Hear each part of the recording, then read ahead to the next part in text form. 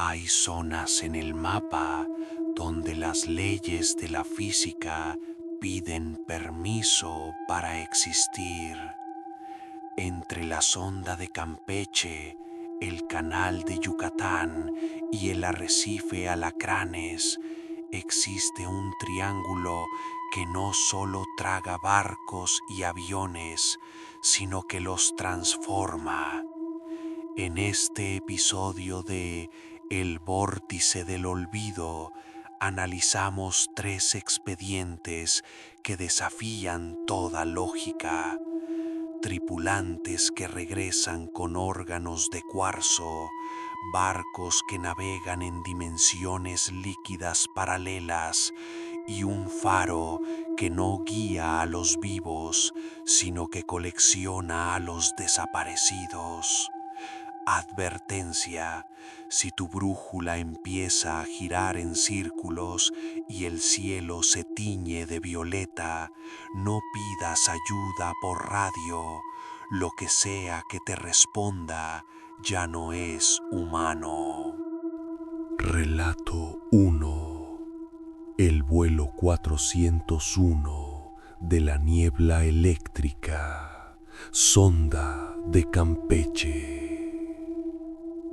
Un avión de carga que cubría la ruta de Ciudad del Carmen a Veracruz reportó una anomalía climática, una nube de color violeta brillante que desprendía descargas eléctricas hacia arriba, no hacia abajo. El piloto, con 20 años de experiencia, gritó por el radio que los instrumentos estaban marcando una altitud de menos 500 metros, como si estuvieran volando bajo el mar. Los radares de la Marina perdieron la señal de golpe. 3 días después, el avión fue encontrado flotando intacto en una zona de bancos de arena donde no debería haber profundidad suficiente para un aterrizaje. Al abrir la cabina, no había nadie. Sin embargo, las grabadoras de voz registraron algo imposible. 48 horas de audio después de la desaparición, donde se escuchaba a la tripulación hablando con voces que sonaban como si estuvieran a kilómetros de distancia, preguntando por qué el sol se había vuelto azul y por qué sus manos estaban empezando a volverse transparentes. Semanas después de que el avión de carga fuera encontrado vacío, un hombre apareció caminando por las escolleras de Veracruz. Vestía el uniforme de copiloto del vuelo 401, pero su piel tenía un brillo sutil, casi imperceptible, de color ultravioleta bajo el sol. No recordaba su nombre, pero repetía constantemente una frecuencia de radio que no existe en los manuales de aviación. Cuando los médicos intentaron tomarle una muestra de sangre, la aguja se dobló como si chocara con diamante. Al realizarle una radiografía, descubrieron con horror que sus órganos internos habían sido reemplazados por una estructura de cristal de cuarzo que vibraba sintonizada con el oleaje del mar. El hombre desapareció de la clínica esa misma noche, dejando un rastro de ozono y una nota en la pared escrita con una caligrafía que parecía un mapa estelar. El cielo no es el límite, es la tapa de una pecera. Desde entonces, los pilotos reportan ver una silueta humana caminando sobre las nubes violetas, como si estuviera esperando el siguiente vuelo para guiarlo hacia arriba. El copiloto de cristal no desapareció de la clínica, se fundió con el aire. Testigos en las plataformas petroleras de la sonda de Campeche reportaron que tras su huida, el cielo se rasgó literalmente. No era una tormenta, era una filtración. Agua de mar empezó a caer desde las nubes violetas, pero era un agua que no mojaba, sino que borraba el color de todo lo que tocaba. El vuelo 401 volvió a aparecer en los radares, pero esta vez volando en formación con otros 12 aviones desaparecidos desde los años 40. Los pilotos que se acercan a esa zona ahora escuchan una estática que forma palabras en sus mentes. Gracias por el envase. Se dice que los tripulantes originales están atrapados en una dimensión de puro pensamiento, mientras que sus cuerpos, ahora de cristal y ozono, pilotan naves fantasmales que vigilan la entrada al acuario humano desde las capas más altas de la atmósfera. Relato 2. El buque petrolero Zenit, Canal de Yucatán. En los años 70, el petrolero Zenit desapareció sin emitir señal de SOS en una noche de calma absoluta. Lo que lo hace un caso de triángulo mexicano es que reapareció 10 años después navegando a la deriva cerca de Cozumel. Cuando la patrulla oceánica lo abordó, el barco se veía como si hubiera pasado un siglo a la intemperie. El metal estaba corroído por un óxido que brillaba con un tono verdoso.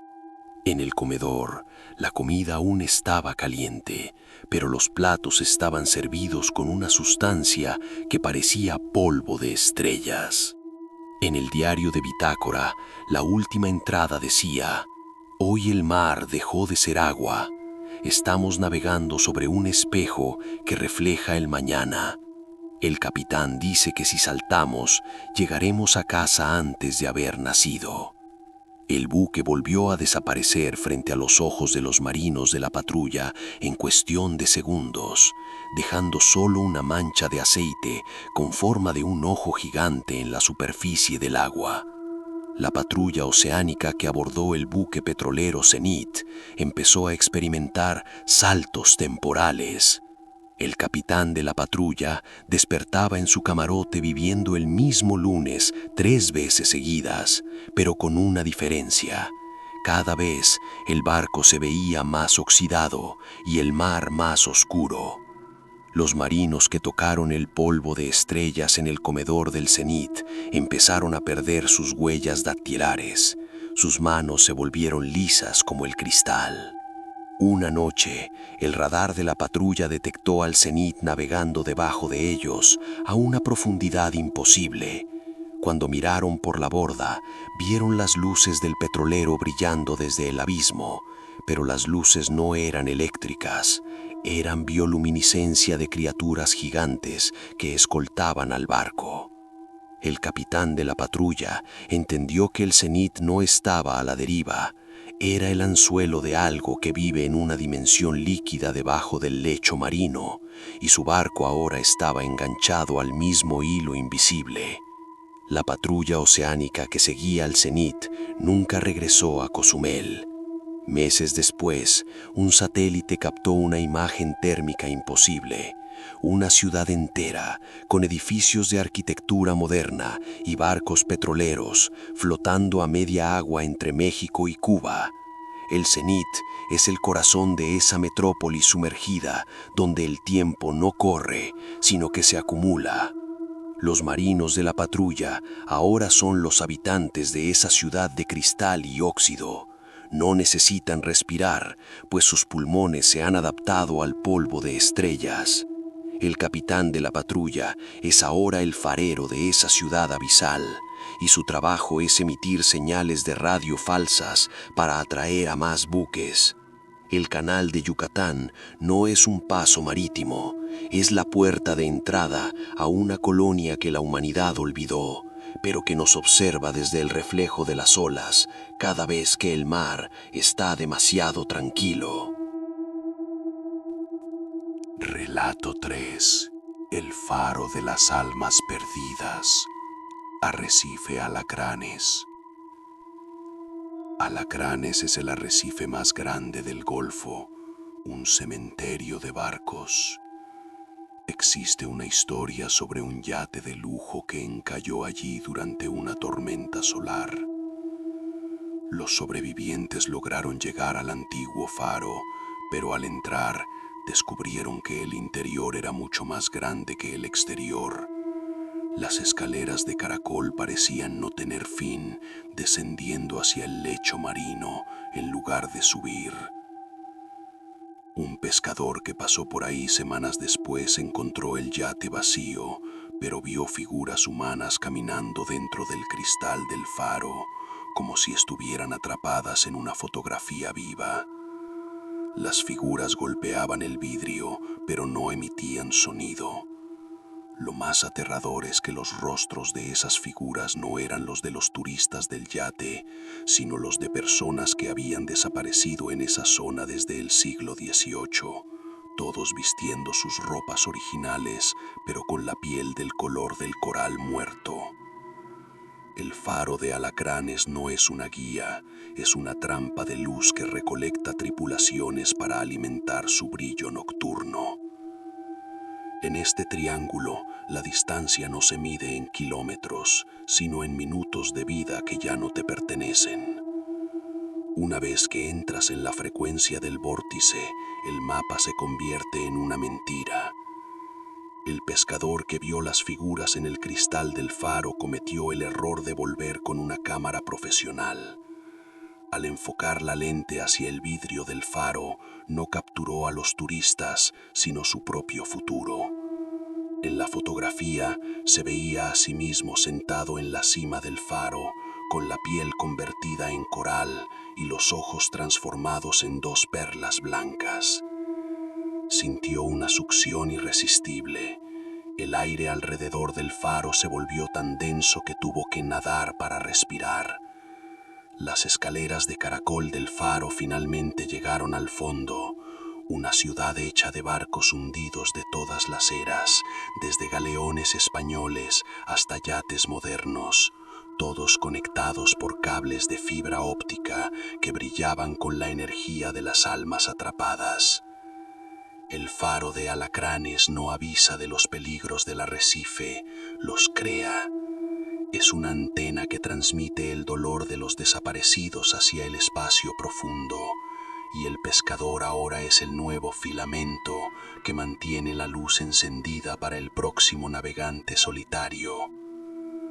El Triángulo Mexicano no es un lugar geográfico, es un fallo en el tejido de la realidad donde el tiempo se dobla y el mar se convierte en una ventana hacia lo desconocido. El faro de Alacranes finalmente apagó su luz física, pero empezó a emitir un pulso gravitatorio. El pescador, ahora convertido en un pilar de coral vivo dentro de la lente, descubrió la verdad. El faro es un proyector. Las figuras que se ven atrapadas en el cristal no son almas, son copias de seguridad de la historia de la navegación mexicana. Cada vez que un barco desaparece en el triángulo, el faro extrae su información y la guarda en su estructura de coral. El arrecife Alacranes en realidad es un disco duro biológico de una civilización que existió antes que los mayas. El pescador es el nuevo administrador de esa base de datos.